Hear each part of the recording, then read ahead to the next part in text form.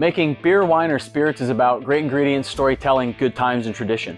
Hey homebrewers, my name is Jeremy Reidy, and let me tell you the story of MiniBrew.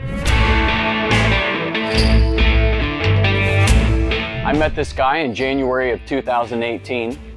His name is John Thomas, and everyone knew him as the old beer guy. And at 82 or so, when I met him, it was still apparent John was an energetic mover and shaker.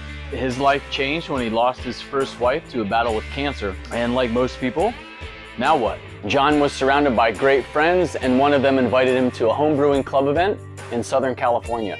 Temecula, cheers, and he fell in love with beer and winemaking, and he had a new hobby. So it was shortly thereafter that John found his new vision and something he would pour himself into until the day he met me 21 years later. And John's journey in fermenter design actually began after the first fermenter he purchased leaked, and he just thought he could do better. So his new drive to create the best conical fermenters and designing tanks out of high density polyethylene, or HDPE, in 1997 was novel and never before done. But after seeing it being used in hospitals, bioresearch labs, pharmaceutical companies, and in other industries where sanitation is imperative, John chose HDPE as the medium of choice for his fermenters and tanks.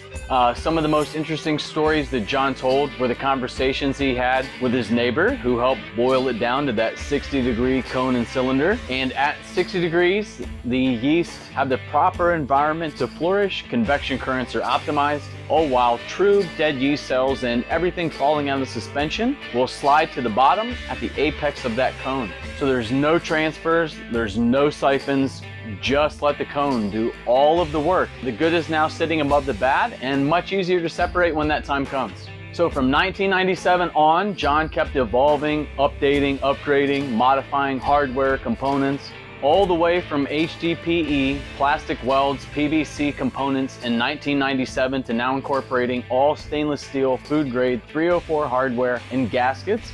Our tanks have evolved 8 times.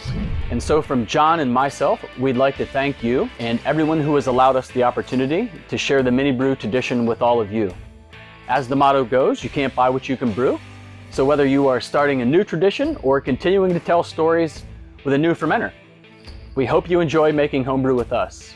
Cheers.